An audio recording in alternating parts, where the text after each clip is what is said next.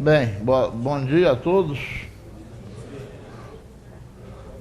Vamos falar sobre um assunto que, na minha opinião, é decisivo para dividir os nossos alunos em dois grupos. Aqueles que vão gostar de matemática e aqueles que vão odiar. Eu, particularmente, passei a gostar de matemática exatamente quando eu aprendi esse assunto, ou seja, equações do primeiro grau. O que me entusiasmou foi, primeiro, a estrutura lógica do que se fazia. Eu entendia o que se fazia e por que se fazia. E segundo, eu fiquei apaixonado pela variedade de aplicações, de problemas que eu conseguia resolver com o que eu havia aprendido. Hoje eu vejo, com imensa tristeza, minha filha está estudando esse assunto e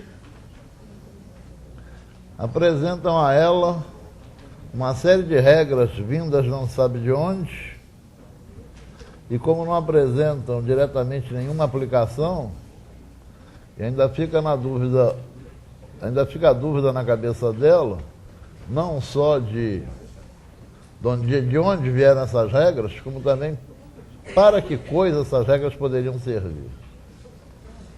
Assim como eu consegui, graças ao excelente professor que tive, Claudionor Teixeira Braga, a gostar de matemática quando eu aprendi equação de primeiro grau, eu vejo hoje muitos livros e muitos professores fazendo um esforço para que seus alunos não corram esse risco de gostar de matemática. E exatamente quando ensinam a equação de primeiro grau.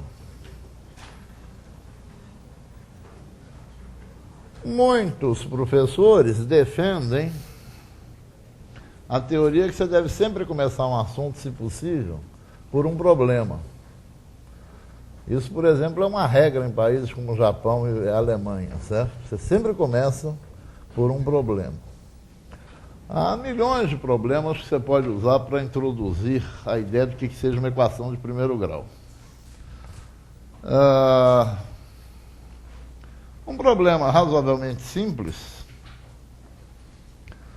é um problema que eu gosto particularmente, é o chamado problema da fórmula 95.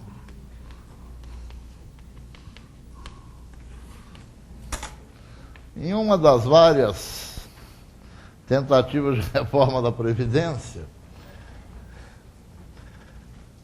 eu sempre tenho medo quando se fala em reforma no Brasil, porque toda vez que faz uma reforma no Brasil, as reformas são pouco pensadas, são apressadas. E cada vez que fazem uma reforma, as coisas pioram. Vocês podem ver, por exemplo, o próprio ensino brasileiro, quando começou a sofrer uma série de reformas sucessivas, como piorou. Mas uma das fórmulas estudadas em uma desses projetos de reforma da Previdência seria a chamada Fórmula 95. Em que consiste a Fórmula 95? As pessoas teriam direito à aposentadoria quando a soma da sua idade ao se aposentar com o número de anos trabalhados fosse igual a 95. Então, se o cara começasse a trabalhar muito cedo, ele, teoricamente, depois de 35 anos trabalhados, aposentar-se ainda muito jovem, ele não conseguiria se aposentar só com 35 anos de trabalho. Porque aí a soma da idade ao se aposentar com o número de anos trabalhados não atingiria 95.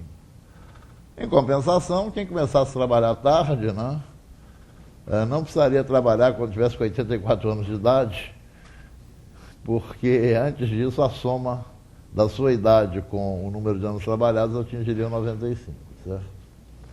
Então a fórmula 95 é essa. A pessoa teria direito à aposentadoria quando a soma, do número de anos trabalhados com a idade na época da aposentadoria atingisse 95. Então a pergunta é a seguinte: com que idade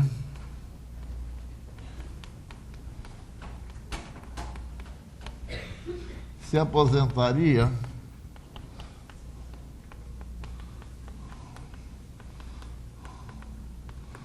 quem começasse a trabalhar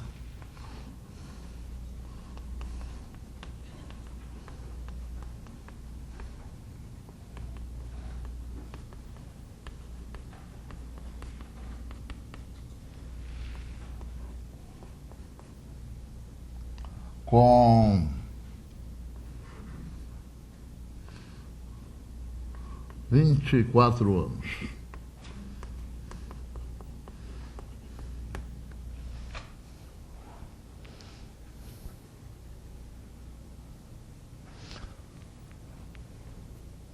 Pelas regras antigas, antes de qualquer tentativa de reforma, a pessoa teria que trabalhar 35 anos para se aposentar. Portanto, aposentar-se-ia com 59 anos, né? Que é uma idade super razoável para aposentadoria, certo? Quer dizer, a pessoa com 59 anos já está com uma dorzinha aqui, uma ali e tal, mas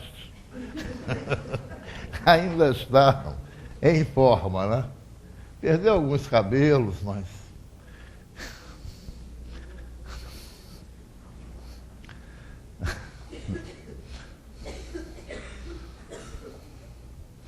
Bom, eu vou chamar a idade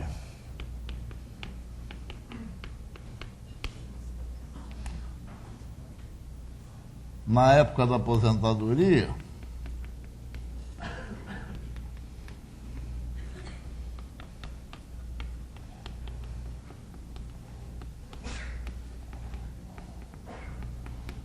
de X, né? Que é o que eu quero calcular no problema. A idade na época da aposentadoria. Se a pessoa começou a trabalhar com 24 anos e vai se aposentar com a idade de X anos, qual é o número de anos trabalhados?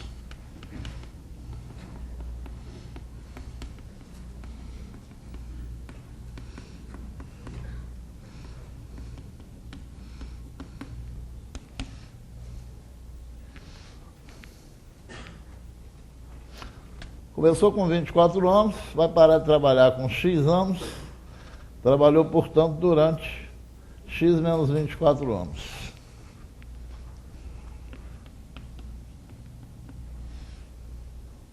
Como descobrir o valor de X? A fórmula 95 consiste em a soma da idade na época da aposentadoria com o número de anos trabalhados ser igual a 95.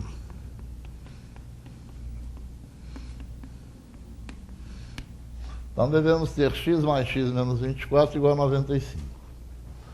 2x menos 24 igual a 95.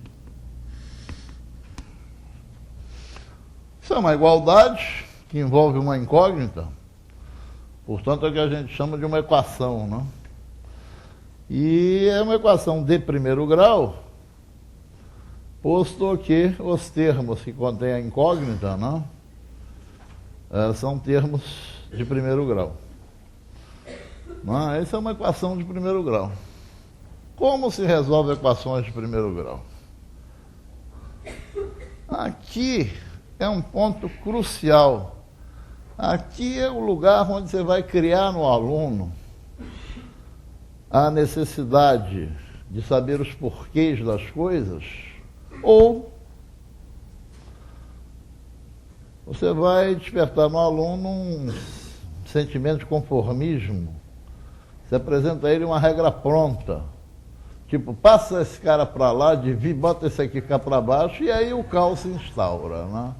Uma tal pessoa jamais vai conseguir duas coisas: primeiro, raciocinar em matemática, e segundo, gostar de matemática, certo? Você vai criar pior que isso, né? Ele vai terminar o ensino médio e não vai nem desconfiar o que seja matemática, certo?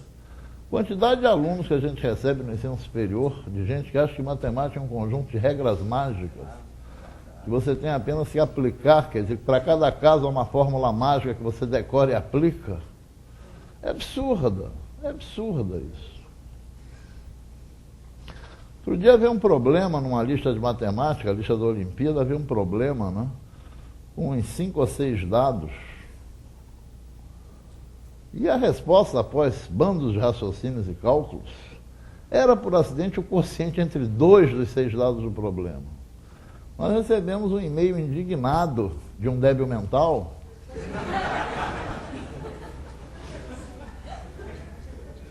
que dizia que nós éramos uns complicados, porque para achar a resposta bastava dividir aquele número ali por esse aqui e ignorar os outros 4.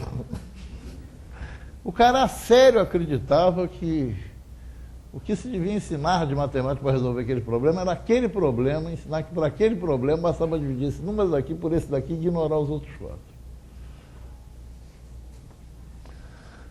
Vocês não imaginam a quantidade de alunos que a gente tem que acreditam que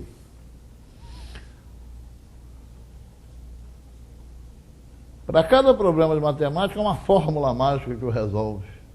Então você tem que ficar decorando as fórmulas e aplicá-las. Bom, como é que eu vou calcular o x aqui? Seria muito simples eu ensinar a regra, né? Isola o x desse lado e bota tudo que não tem x no segundo membro da equação. Como se faz isso? Você pode criar a regra mágica. Parcelas passam de um lado para o outro, desde que ao mesmo tempo se troque um sinal, certo? É horroroso fazer isso, né? Você está condenando as trevas da ignorância, né, o seu aluno, certo? As coisas têm porquês. O conhecimento começa quando a gente sabe os porquês das coisas. Quando a gente não sabe os porquês, a gente sabe por ouvir dizer. Saber por ouvir dizer não é conhecer. Saber por ouvir dizer tem um nome técnico. Qual é o nome técnico de saber por ouvir dizer? Fofoca. Fofoca. Não faça do seu aluno um fofoqueiro. Né? Ensine os porquês das coisas. O conhecimento começa nos porquês. Eu vou fazer o seguinte, eu vou somar 24 aos 2 membros.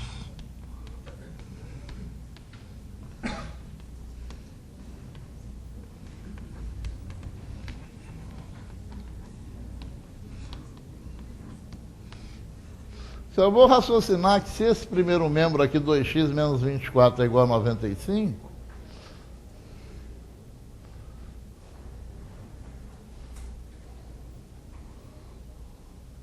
eu vou raciocinar que se 2x menos 24 é igual a 95, se o primeiro membro é igual ao segundo membro, o primeiro membro mais 24 é igual ao segundo membro mais 24.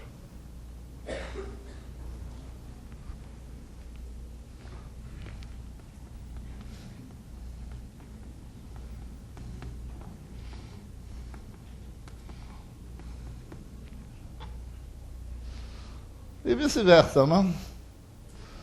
Não só essa igualdade traz como consequência esta, como também esta segunda, né? Traz como consequência a primeira, né? Certo? Né? Se daqui para cá eu somei 24, daqui para cá era só diminuir 24.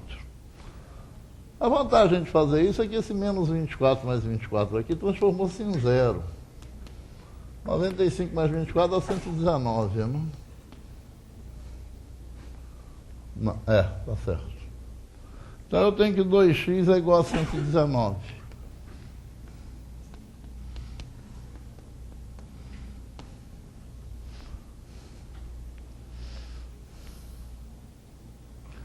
Agora,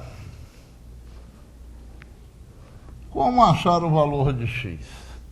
Se eu conheço o valor de 2x, para achar x basta dividir por 2, certo? Eu vou raciocinar que se 2x é igual a 119, 2x dividido por 2 é igual a 119 dividido por 2.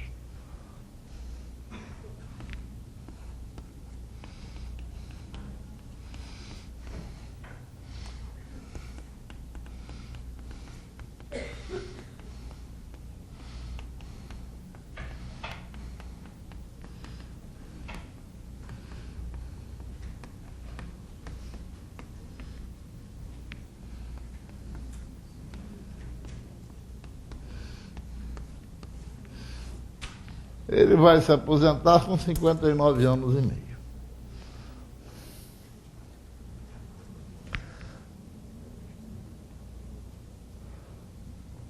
É uma absoluta maluquice, na minha opinião, você querer que antes que a pessoa entenda, ela decore regras operacionais.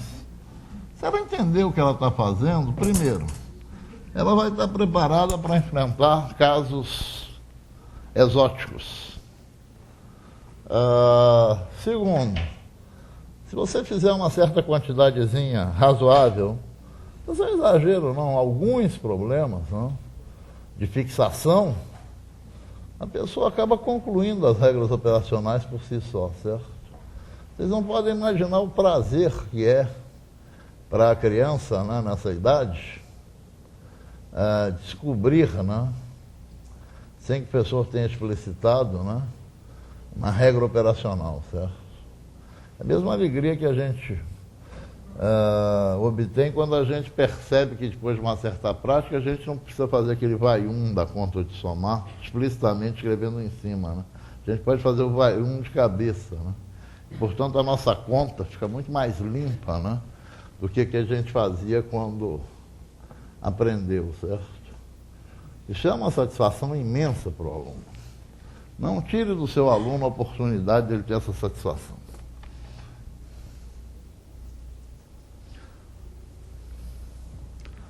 A vantagem de você começar por um problema é que você já começa mostrando, né, de cara que aquilo serve para alguma coisa, né? Se puder ser um problema real, melhor ainda, certo? Mesmo que esse problema aí, por exemplo, não seria o ideal para você apresentar talvez numa sexta série. Os alunos podem estar motivados, dependendo dos pais que têm, por esse problema da reforma da Previdência ou não, né? Mas há muitos outros problemas que você poderia usar para motivar, certo? Mesmo que seja, né, no quintal há porcos e galinhas, um total de tantos animais, eu não sei quantas patas. Quantos são os animais de cada tipo, certo? Isso às vezes pode ser mais motivador do que este problema. Mas uma vez você já se confundiu no número de patas de um certo animal. Pois é. O pior é que eu tinha voltado do Pantanal, onde eu tinha visto toda a fauna do Pantanal. Tuiuius ou biguais, mosquitos, jacarés, mosquitos, pássaros, os mais variados mosquitos. Mas eu tinha visto o jacaré aos montes. E aí houve um problema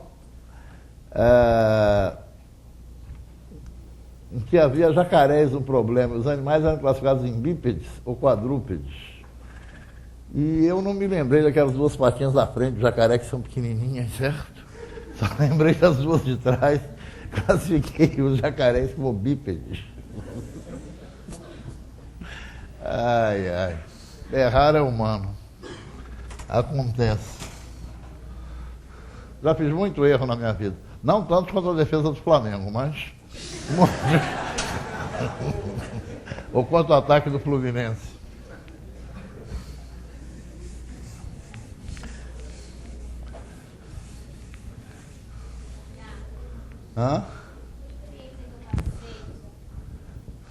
Uma experiência que eu passei, eu concordo plenamente que isso deve ser feito dessa forma, e eu ensino dessa forma, só que eu tive uma experiência com uma turma de uma rejeição sobre isso.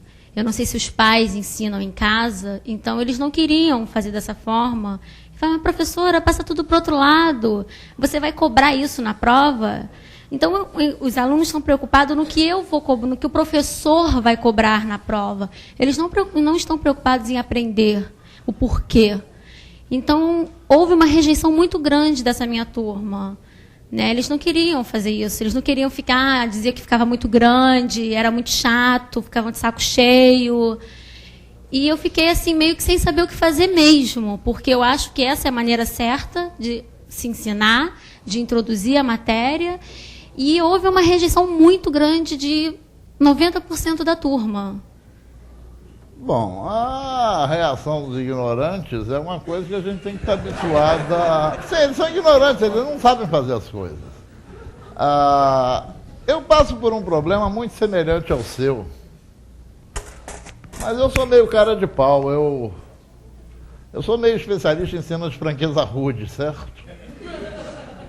Que fazem, às vezes, eu ser meio odiado, mas depois tudo volta ao normal, as pessoas, a médio prazo, me entendem. Eu só gosto muito de cenas de franqueza rude, certo? Mas eu passo por um problema semelhante ao seu, que é quando, diante de certos problemas, algum aluno descobre um caminho mais curto. De vez em quando, isso é um rasgo de genialidade do aluno, eu aplaudo. Mas, na maioria das vezes, o problema do aluno não é tão genial assim, certo? É uma pequena economia em que ele se vale abusivamente de certas particularidades daquele problema. E eu tenho um personagem que frequenta muito minhas aulas, que é a Carrocinha de Escabum Assassina. Eu sempre digo que em matemática a pessoa tem que dominar o método. Não adianta dominar truques. Para cada problema há um truque. Há um caminho mais rápido que resolve aquele problema. Mas se a gente for ensinar matemática de problema em problema, para cada problema um caminho mais rápido, isso fica uma loucura total. O que a gente tem que fazer, eu passo isso para os meus alunos, nos vários níveis, é que para tudo há um método. O que a gente tem que fazer é dominar o método. A graça da matemática não é para cada problema arranjar um truque que o resolva rapidamente. A graça é o contrário, tem métodos absolutamente gerais que nos permitam, com pouco esforço, resolver muitos problemas. Né?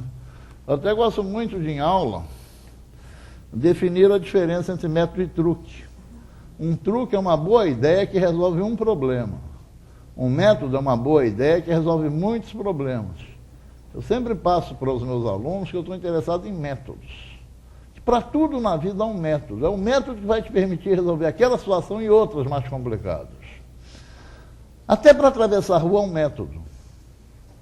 Se a pessoa não domina o método de atravessar a rua corretamente, ela pode atravessar a rua na esquina, com o sinal fechado. Em milhares de casos, ela vai atravessar a rua mais depressa do que a pessoa que seguiu o método, né? Que se afastou da esquina, né? Para que se viesse um carro maluco, ela tivesse tempo de escapar do carro, certo?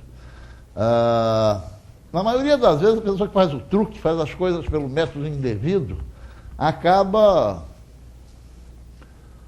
fazendo as coisas melhor naquela situação do que a pessoa que faz as coisas pelo método correto. Mas há um dia em que essa pessoa se dá mal. É o dia que a pessoa atravessa e aí vira a esquina com certa rapidez, uma carrocinha de Chicabom, e a pessoa aí vai atropelada pela carrocinha de Chicabom. E morre. E isso é o que o Nelson Rodrigues chamava de a morte ridícula. Morreu atropelado pela carrocinha de Chicabom. Certo? A Carrocinha de Escabum Assassina é um personagem das minhas aulas, especialmente das aulas de probabilidade. Né? As pessoas resolvem pegar certos atalhos, eu digo, você está dando chance à Carrocinha de Escabum Assassina. Certo? Não? A gente tem que enfrentar esse tipo de coisa. E a gente pode sempre dar aquela cutucadazinha no aluno. Né? Dá em seguida um problema que o método dele falha.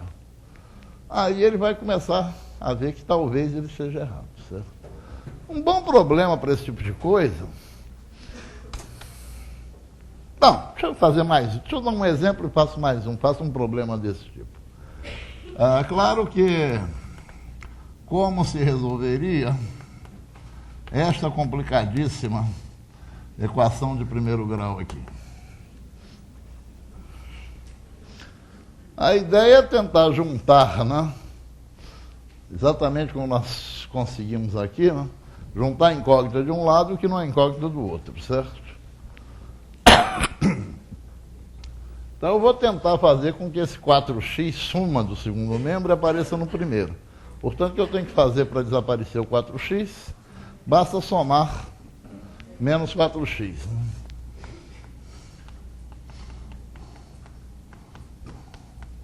Mas eu quero que esse 3 aqui também suma do primeiro membro, né? Para isso basta somar menos 3.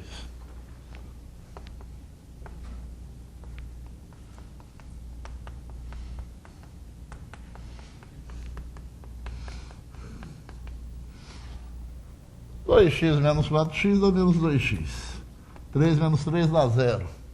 Menos 2x mais 0 dá menos 2x. 4x menos 4x dá 0, menos 7 menos 3 dá menos 10.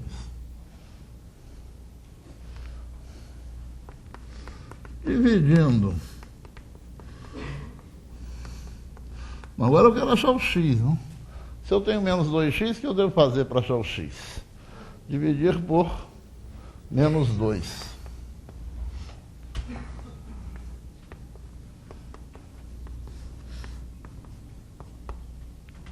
E finalmente eu acho x igual a menos 5. Perdão, 5.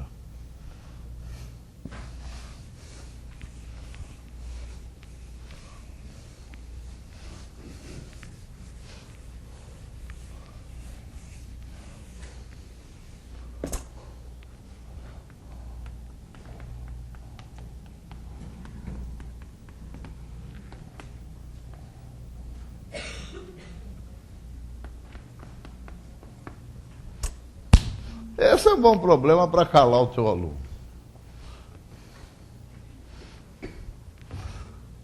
Isso aí, para usar uma linguagem de quem gosta de falar complicado, o aluno, ao resolver esse problema, encontra barreiras epistemológicas.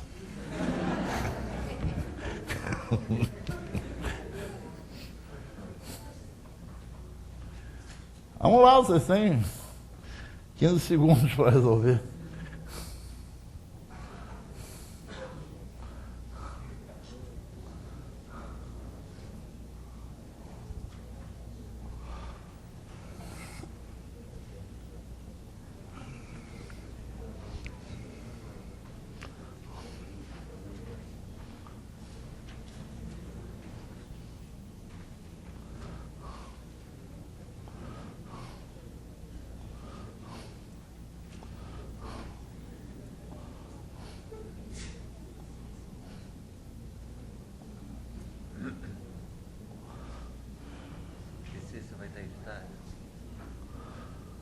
O que acontece nessa questão? O aluno que decorou regras, ele... Bom, ainda tem um outro problema em relação ao de decorar regra, né?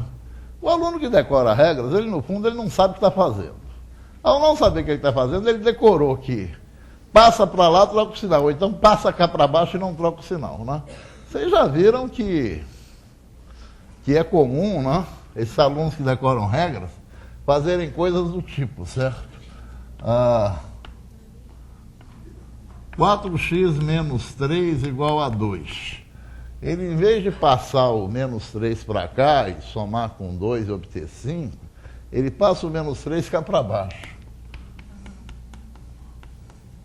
Ele passa o 4 para o lado de lá, né?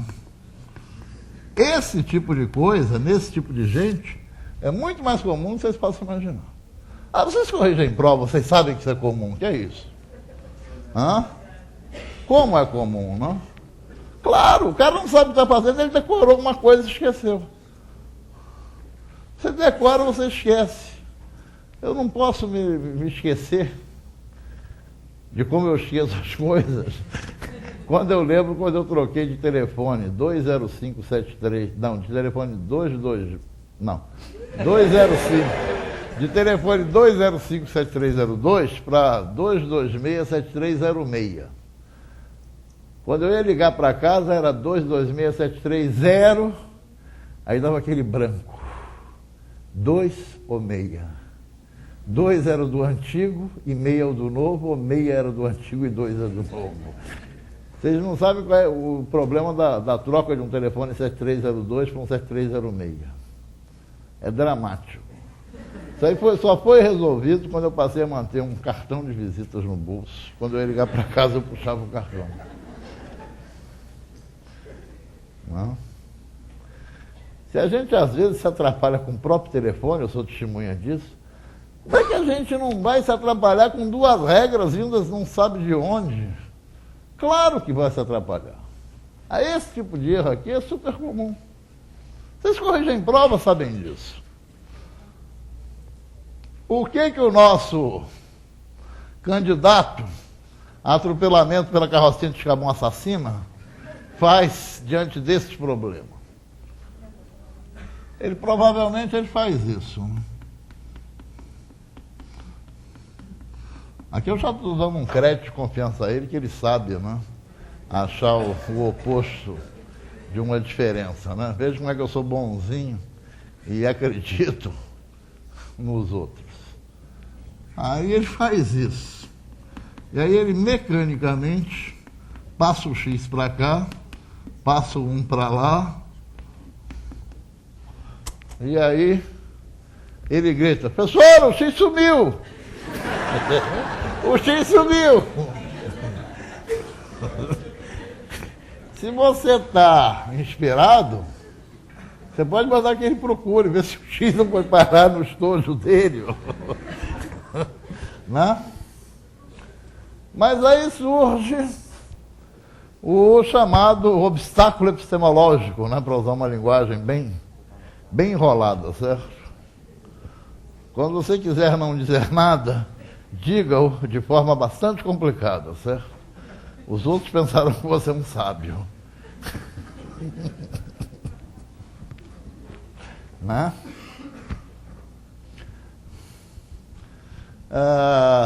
Pessoa do X sumiu. E aí, o que você responde para esse aluno? O professor tem uma regra pronta que diz que quando o X some é para responder impossível. Aí ele decora isso.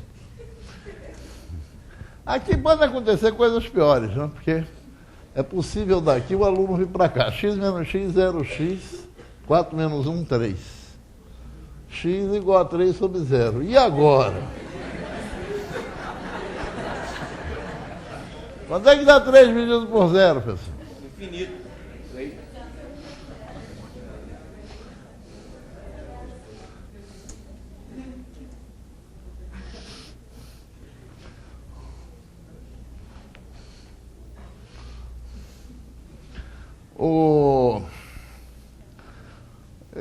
Quando surgem essas barreiras epistemológicas, bonito nome, hein? Puxa. Eu chamo um aluno e pergunto a ele o seguinte: como é seu nome? Aí ele me responde. Eu ia dizer João, mas hoje em dia as pessoas não usam mais esses nomes, não?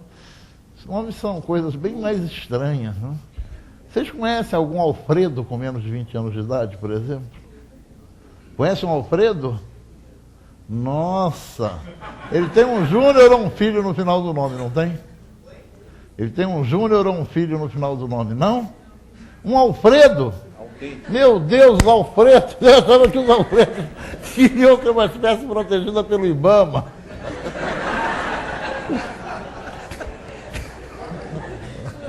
Espécie ameaçada de extinção. Alfredo, João, né? São espécies ameaçadas de extinção. João não. Tem Pedro, Paulo, Pedros, Paulos, Marceles, Alexandres, Tiagos, Lucas. João? Não. Hã? Menos de 20 anos. Poxa.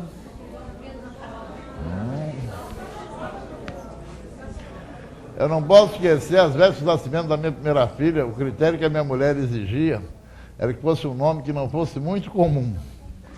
Então ela propôs uns nomes esquisitíssimos, mas esquisitíssimos. Eu não deixei, né? Porque eu digo, vou batizar a menina com esse nome para vão pensar que eu sou maluco, certo? O nome mais razoável que tinha era Natasha. Era o único nome aceitável da lista de sugestões. O resto eram nomes estrangeiros complicadíssimos. Depois de muita luta, conseguimos botar um nome normal na menina. Normal e não muito comum. Luciana. Semana seguinte ao batizado, Festival da Canção. Música ganhadora, Luciana. Então a minha filha faz parte de uma geração de Lucianas aí.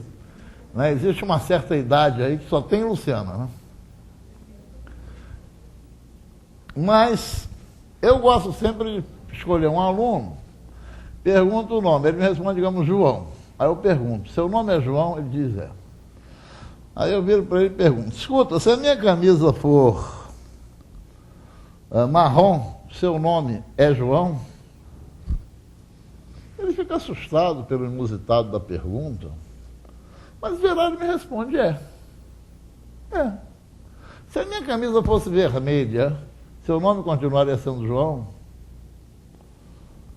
Ele continua assustado, mas responde, é. Depois de umas 3 ou 4 cores de camisa, eu faço a pergunta final. Escuta, para que cores da minha camisa o seu nome é João?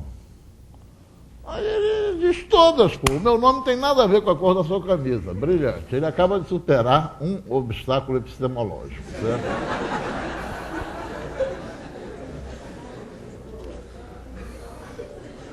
Aí depois eu faço isso com outra pessoa. Pergunto o nome, seu nome. Aí a pessoa me diz Maria. Aí eu pergunto, seu nome é Maria? É. Seu nome... Aí tem que ter cuidado para que ela não seja Maria Helena, né? Mas dá uma olhadinha na lista. Aí pergunto, seu nome é Helena? Aí ela responde, não. Escuta, se a minha camisa for marrom, seu nome é Helena? Ela diz, não. Se a minha camisa fosse vermelha, seu nome seria Helena? Ela diz, não. Se a minha camisa fosse verde, seu nome seria Helena? Não. Escuta, afinal de contas, para que cores da minha camisa seu nome é Helena? Ela leva um susto, mas acaba dizendo que o nome dela não tem nada a ver com a cor da minha camisa. E, portanto, qualquer que seja a cor da minha camisa, o nome dela não é Helena. Portanto, a resposta à pergunta, o meu nome é Helena, vai ser sempre não. Ou seja, para nenhuma cor da minha camisa, o nome dela não é Helena. Pronto, ela acaba de superar um segundo obstáculo epistemológico, certo? Agora você volta à aula e pergunta. 0 é igual a 3? Não. Os caras respondem não. Aí eu pergunto, se a minha camisa for amarela, 0 é igual a 3? Não. Se a minha camisa for verde, 0 é igual a 3? Não. Depois de 3 ou 4 perguntas, um lá atrás já diz, pô, Best, para com isso, pô. E tira a conclusão que eu estou querendo.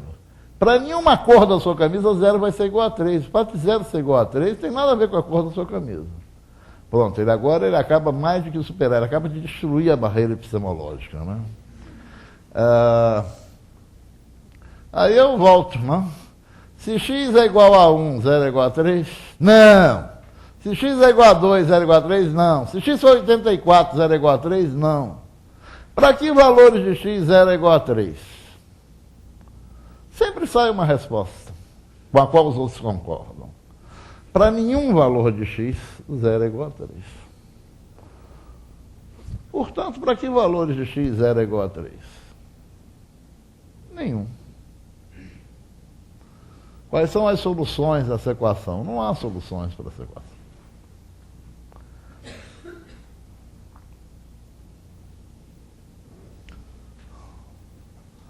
Você pode até agora voltar e dizer para ele que se ele não tivesse tão automatizado, ele teria percebido que essa equação não poderia ter solução nesta linha aqui. Para que valor de x, x mais 1 vai ser igual a x mais 4? Ele vai reconhecer que nunca, né? Que x mais 4 será sempre maior que x mais 1, certo? E você aí pode tentar convencê-lo que a automatização em extremo é um defeito, não é uma qualidade.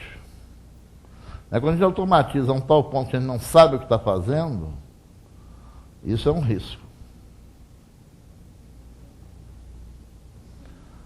E aí você fez a crueldade máxima, né? Se a mamãe, né, que te horrora a matemática, o pior problema é esse. O pior problema é que grande parte dos nossos professores de matemática odeia matemática. Como é que você, odiando matemática, você vai conseguir despertar em alguém o gosto pela matemática? Pior é que se criou uma cultura que é de bom tom, não gostar de matemática. Presidente da República, se orgulhando de não gostar de matemática. Onde já se viu isso? Que exemplo que...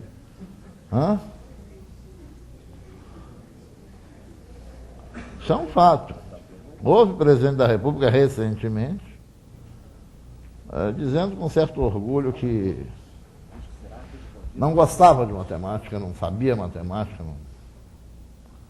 Que tragédia, Que tragédia. Mas eu jamais vou conseguir despertar em alguém o amor pelo Fluminense, por exemplo. Como eu vou conseguir fazer isso?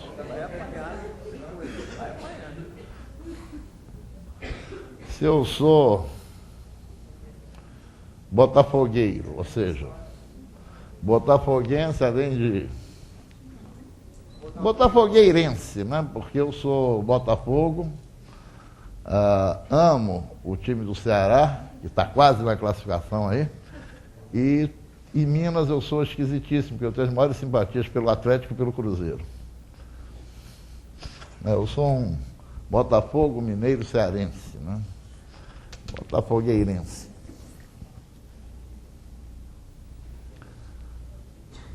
Como é que eu vou conseguir despertar em alguma pessoa o amor pelo Fluminense? Não vou.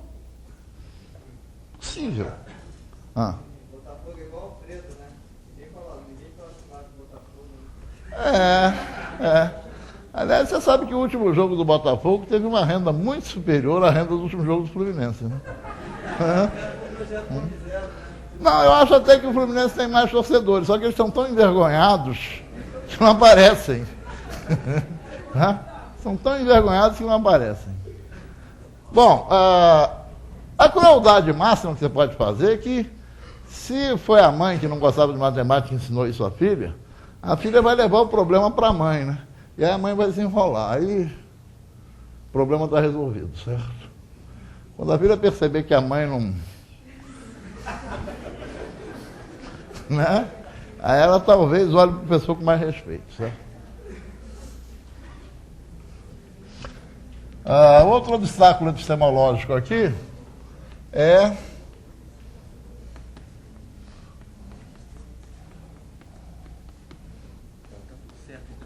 uma equação como essa, O automatista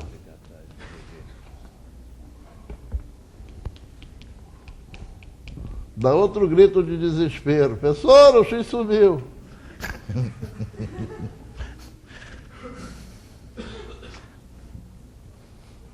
Pode-se fazer outra sessão de perguntas daquele tipo, Para que cores da minha camisa 0 é igual a 0? Para que valores de x 0 é igual a 0? A pessoa vai concluir que aqui qualquer x é a solução. Certo?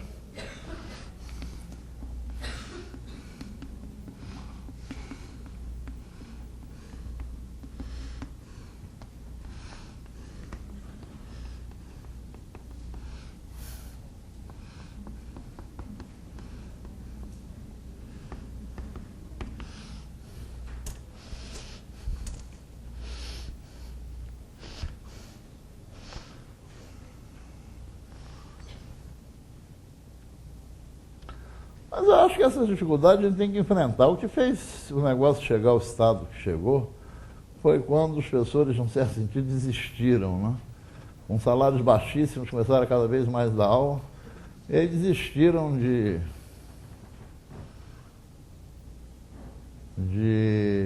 se aborrecer à toa, certo? E aí o caos aumentou,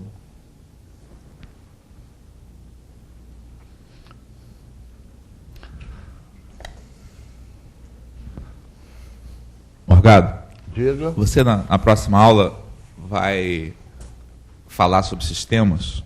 Não, vou falar hoje, se Deus quiser. Não, porque eu acho importante em algum momento lembrar da diferença entre essa situação, no caso de estar resolvendo uma equação, que se a pessoa não exatamente está acostumada a decorar coisas, vai concluir que toda vez que o zero for igual a zero no final, então qualquer valor é solução. Acho que é algo que tem que ser chamado a atenção.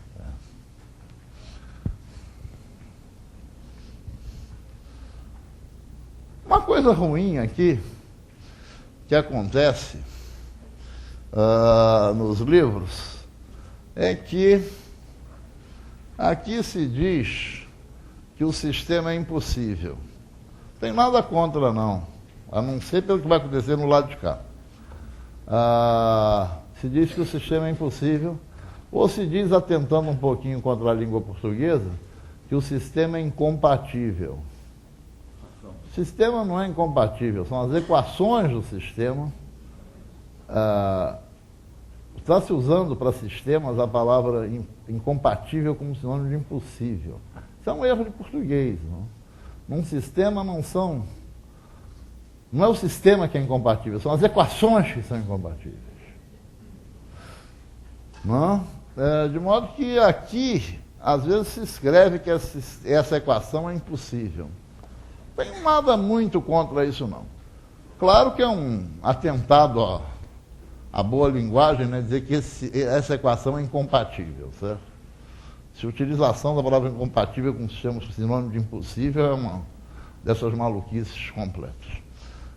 Aqui, faz-se pior.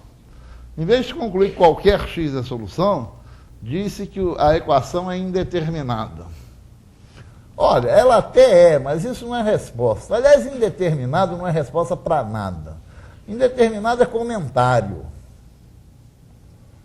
Indeterminado é comentário. Eu posso fazer comentários a respeito dessa equação. Essa equação é bonita, essa equação é feia, mas não tem nada a ver com a solução da equação. Indeterminado é comentário. Você diz que um problema é indeterminado quando ele tem mais de uma solução, ou em alguns casos, quando ele tem uma infinidade de soluções. Ninguém perguntou se a equação tinha poucas soluções ou muitas soluções. Como também ninguém perguntou se você gostou da equação ou não. Isso não está em jogo. A gente quer saber quais são as soluções. Dizer que há muitas soluções não é resposta a esse tipo de pergunta. Eu perguntei quais são as soluções. Não quero saber se são muitas ou poucas. Quero saber quais são. Mas havia um péssimo hábito, isso tem implicações depois do sistema, chegar aqui e dizer a equação indeterminada. Isso categoricamente não é a resposta à pergunta que se fez. Quando você diz resolva a equação, resolva um problema, é achar as soluções do problema. Não é comentar se são poucas ou muitas. Problema algum pode ter como resposta indeterminada. Isso é um comentário, não é resposta.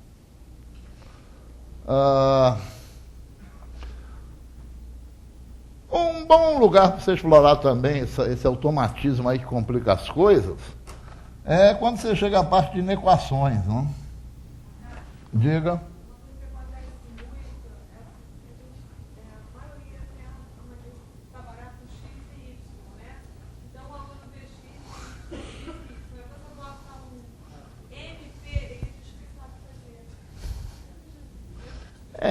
Acontece isso demais, né? Você bota um A e B e não sai. Mas isso também é fruto. Bernardo, repete a pergunta para o pessoal dos outros estados. Sim.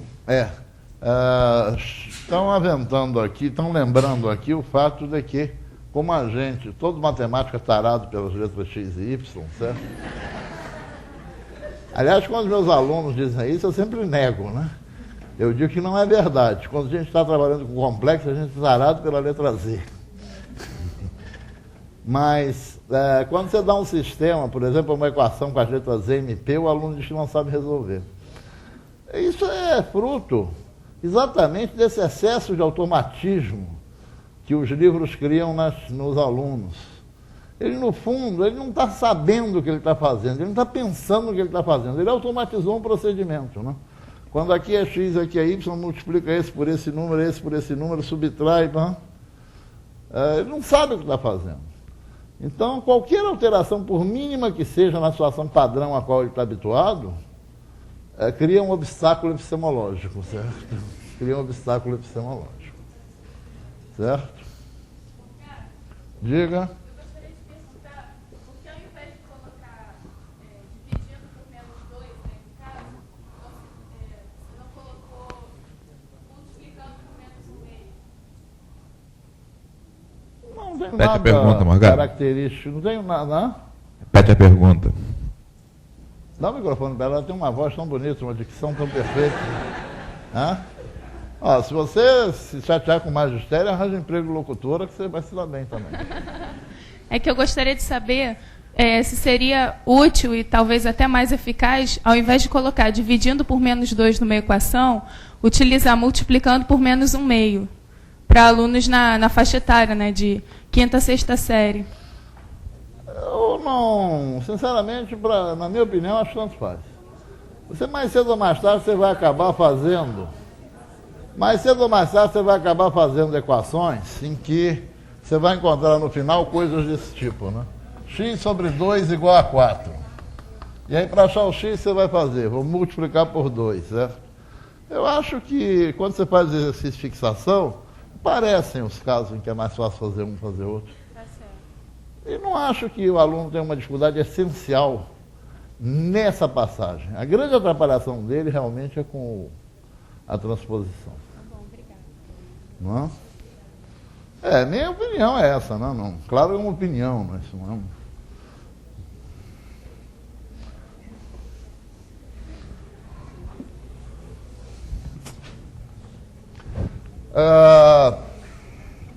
outro obstáculo epistemológico surge, principalmente para o cara que está automatizado nas equações, quando você passa para as inequações. Né? Quando você passa para as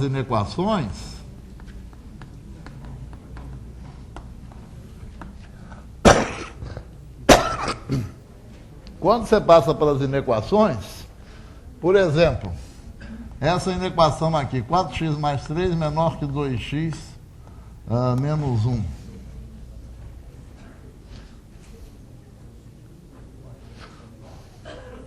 Se você é muito fácil, se ele automatizou, ele vencer a primeira fase da solução desse tipo de coisa. Porque você pode dizer, ele vai entender, não vai se preocupar em decorar ou prestar muita atenção no estado. Ele até entende quando você diz, embora eu vá esquecer em seguida, que se esse é menor que aquele, esse mais x, esse mais 20 é menor que esse mais 20, certo? E aí realmente não há grandes obstáculos, ele faz isso brincando. Ele percebe que ele pode transpor, né? Transpor.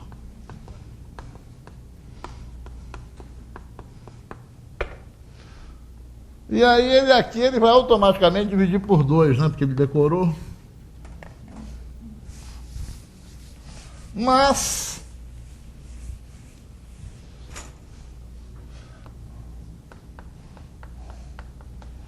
se fosse isso, ele meteu o piloto automático, né? Ele vai inapelavelmente cometer esse tipo de erro, né? Isso é definitivo. Aí você vai dizer para ele que quando divide por negativo, o menor vira maior. Bom, aí, não só ele vai continuar sem entender muito bem o porquê das coisas, e vai começar a achar que essa história de matemática é uma chatice. Pô. Um faz assim, outro faz assim. Como é que a gente vai adivinhar quando é que faz um jeito de fazer? Não é? Quer dizer, é importante. E realmente, né, a reação do aluno aí é exatamente a nossa reação quando a gente começou a estudar química na primeira série de ensino médio. Né? Que coisa horrorosa, né? Hã? Que coisa horrorosa. Né? Você começa por um negócio com regras, sem poder ver muito uma aplicação assim de saída. É difícil a pessoa se entusiasmar, não? De cara. Física é mais fácil, não?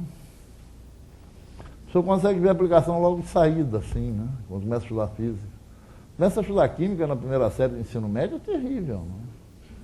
Muita coisa para decorar com aplicações que não podem ser feitas de saída, né?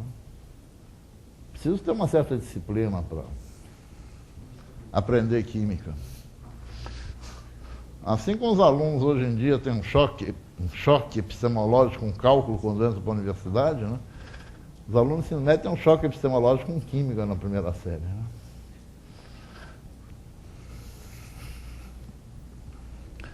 Mas é preciso justificar as coisas, não? Para que o aluno entenda o que está fazendo. Não?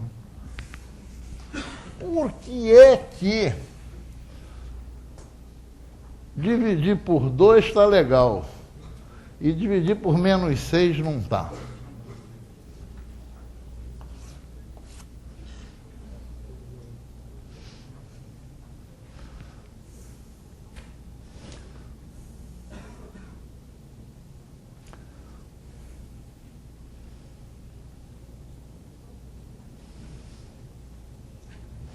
Por que as inequações se comportam como as equações em relação à transposição, né? E não se comportam como as equações em relação à multiplicação ou divisão dos 2 membros por uma mesma constante?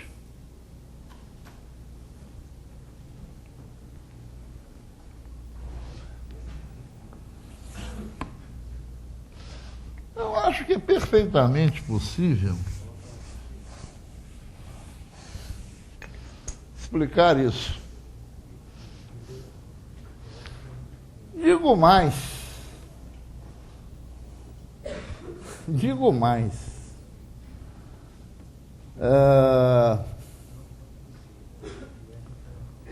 Essa explicação é absolutamente necessária. Não só para o processo de entendimento, como também para futuras aplicações. Há alguns problemas de probabilidade que eu costumo fazer em curso de probabilidade, que, em suma, são problemas de escolher o que deve ser feito. Há um problema clássico, que é o problema do filho que quer ganhar o carro, e é tenista, o pai é tenista, então o pai está tão entusiasmado com os progressos do filho do tênis, que promete um carro de presente para o filho, desde que ele, jogando 3 partidas contra ele, pai, e contra o melhor jogador de tênis do clube que eles frequentam, ele consiga uma série de 3-2 em seguida. E o filho, como o pai não determinou a ordem das partidas, o filho tem que escolher se ele vai ganhar, vai jogar as 3 partidas na ordem pai, campeão, pai, ou campeão, pai, campeão, certo? Não é claro qual deva ser a escolha do filho. O filho pode escolher jogar na ordem pai, campeão, pai. Aí ele está jogando 2 partidas contra o adversário mais fraco, que é o pai. Mas, em compensação, ele está jogando a central contra o campeão, a partida do meio. E como ele ganhou o carro, se ele ganhar 2 consecutivas, é impossível ganhar 2 consecutivas sem ganhar do meio.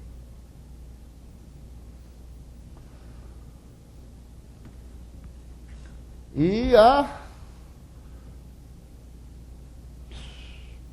indícios, né, que talvez seja melhor jogar na ordem campeão, pai, campeão. Porque, embora vá jogar 2 partidas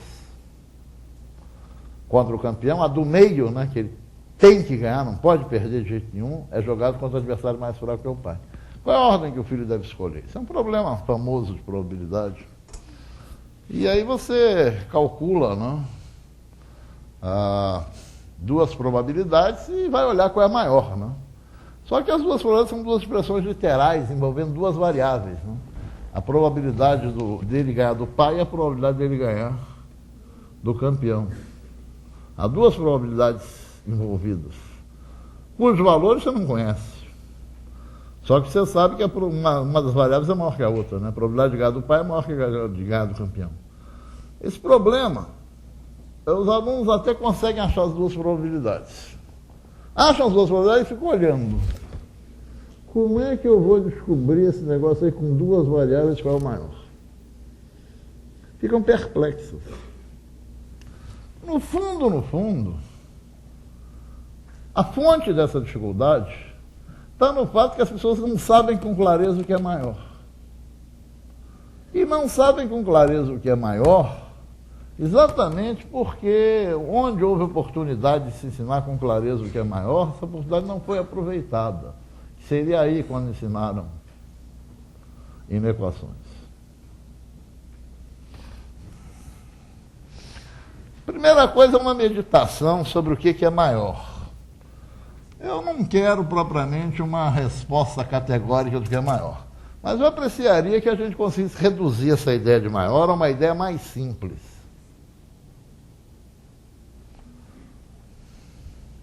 Alguém é capaz de transformar isso numa coisa mais simples que maior?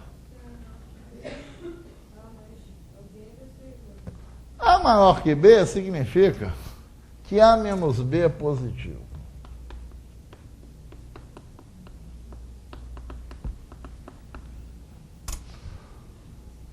Você consegue reduzir as noções de maior, menor, as noções de positivo e negativo. A maior que B significa A menos B é positivo. A menor que B significa A menor que B significa A menos B negativo.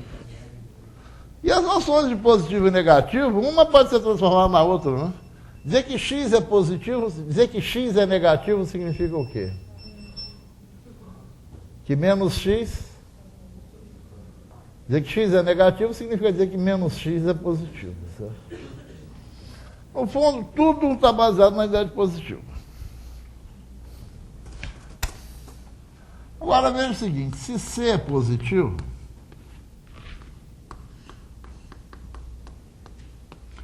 A menos B é positivo, acarreta que C vezes A menos B é positivo.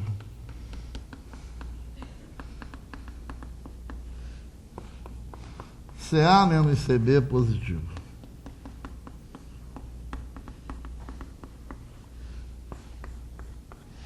CA menos CB é positivo, quem que é o maior aqui? CA. É fácil ver que todas essas passagens aqui são reversíveis. Se A maior que CB, CA menos CB é positivo, bota C em evidência, isso aqui é positivo. Se o C é positivo e o produto é positivo, A menos B é positivo, portanto A maior que B. Já o que aconteceria se o C fosse negativo? Se A fosse maior que B, A menos B seria positivo.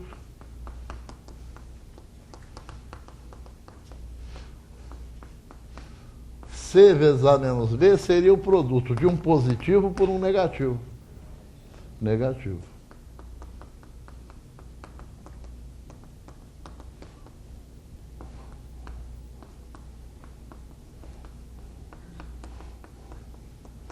Se isso aqui é negativo, o CA é o quê? Menor que CB. Analogamente, tudo isso é reversível.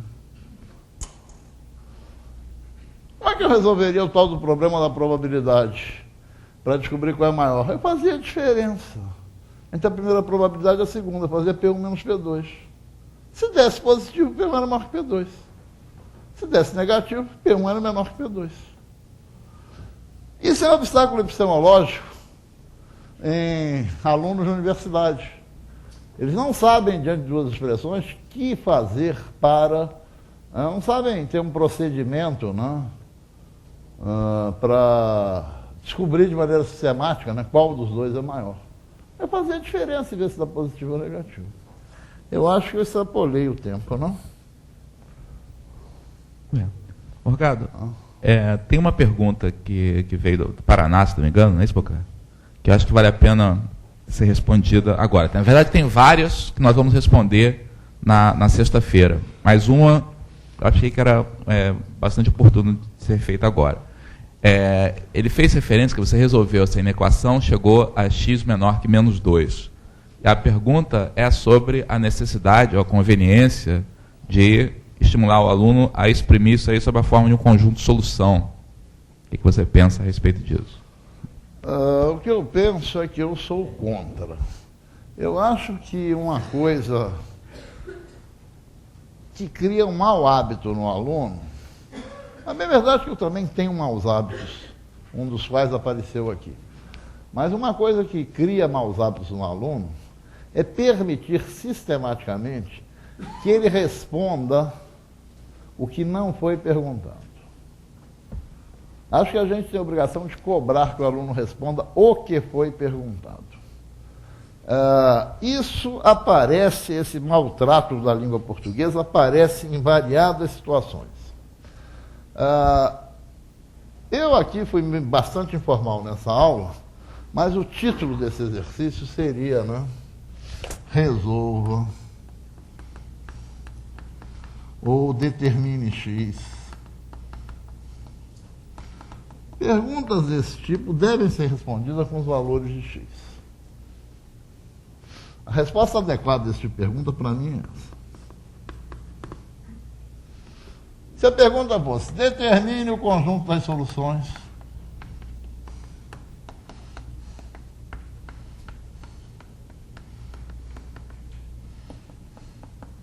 Aí a resposta seria o intervalo, né? Menos infinito, menos 2. Ou, se preferir uma notação mais complicada, conjunto de x reais, se x é menor que menos 2. Eu acho um maltrato da língua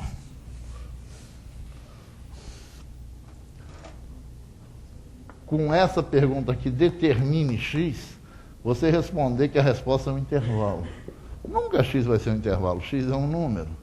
Eu acho que a gente não cobra muito bem a adequação entre a resposta e a pergunta que foi feita. Isso é um hábito ruim. Quando eu disse que eu tenho meus maus hábitos, um mau hábito que eu tenho às vezes é de não explicitar o enunciado, não explicitar o que eu estou perguntando, certo? Isso é um mau hábito meu. Eu me esforço para tentar corrigir meus maus hábitos. Vou passar a cuidar mais disso. Uma outra coisa que eu acho terrível, no sentido de ser maltrato com a língua portuguesa é violentada, né? Frequentemente. É uma certa confusão entre o e e o ou. O e e o ou são conectivos lógicos, né? Quando você usa o e, você está indicando simultaneidade das condições. Quando você usa o ou, você está indicando que vale pelo menos uma das condições, etc. Mas não se esqueçam que na língua portuguesa há um outro sentido para o e. O e é a conjunção utilizada em uma enumeração, ele tem o mesmo efeito da vírgula, certo? Né? Quando eu pergunto quais são os números menores que 2, quais são os números naturais menores que 2, a resposta é 1 e 0, certo? Esse e aqui tem o mesmo sentido um ponto e vírgula, certo? A conjunção que você usa na enumeração é e. Então há dois sentidos para o e. Um é o sentido do e como conjunção, indicando simultaneidade de condições. E o outro sentido do e é o sentido da vírgula na enumeração. Então, algumas vezes você manda o cara resolver uma equação de segundo grau e você encontra barbaridades. Não do ponto de vista matemático, mas da língua portuguesa, certo? É perfeitamente correto você dizer as raízes são 2 e 3. Se aí é uma vírgula, é numeração, eu estou fazendo a lista das raízes. As raízes são 2 pontos, 2 ponto e vírgula 3. Esse aí é uma vírgula, um ponto e vírgula. E outra coisa é, os valores de x são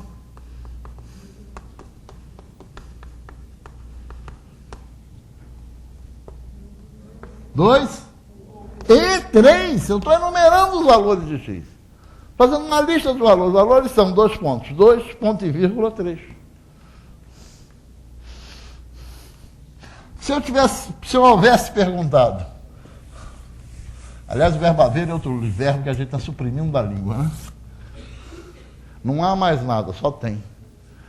Outro verbo que a gente está suprimindo da língua é o verbo pôr. Né? Ninguém põe mais nada. O pessoal bota, coloca. Mas pôr, ninguém põe. Há coisas piores na língua. Mas, supondo nessa mesma equação a pergunta fosse, né? Que condição deve ser satisfeita por x? Que condição deve ser satisfeita?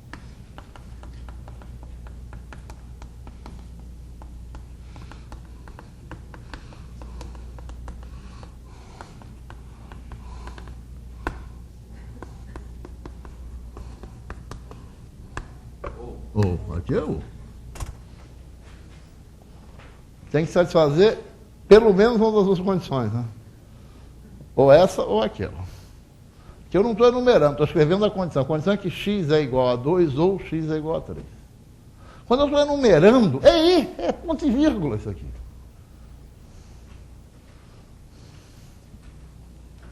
A gente olha para certos vestibulares aí, nossa, as respostas não casam com as perguntas que foram feitas. Esse tipo de coisa, os valores x são 2 ou 3, é maluquice, é contra a língua portuguesa. O e ali é a vírgula, o ponto e vírgula da enumeração. Há dois sentidos para o e. A conjunção, que liga proposições, que liga frases, e a vírgula da enumeração. A vírgula final da enumeração é e.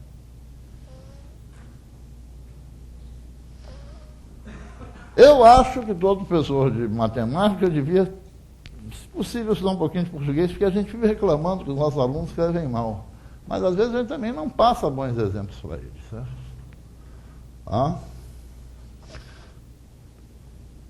Estou com vontade até de fazer um comercial, posso?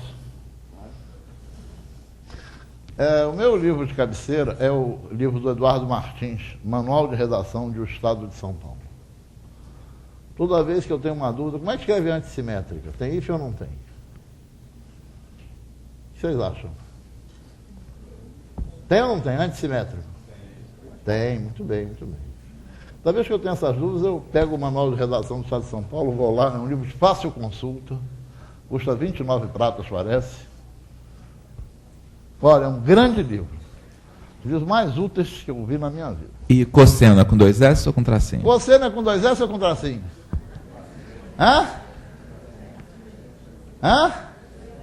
Cosseno é com tracinho, é com hífen.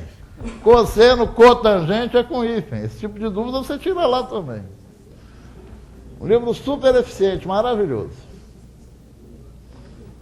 Grande Eduardo Martins. Manual de Redação de O Estado de São Paulo.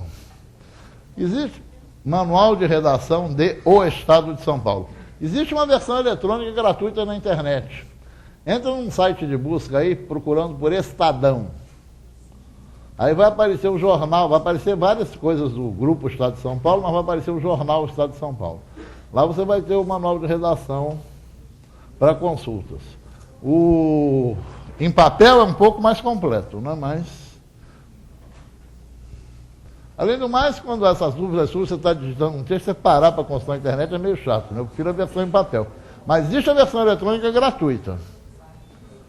Gratuita e não gratuita, né? Gratuita. Isso também está explicado lá. Pronúncia. Eles explicam até pronúncia. Certo?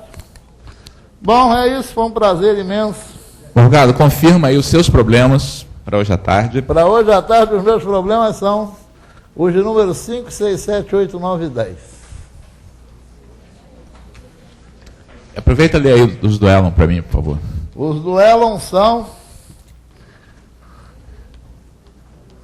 2, 4, 6, 8. É, a primeira aula aí. É isso? Não. 2, 4. 2, 4, 6, 8. 9, 12, 13.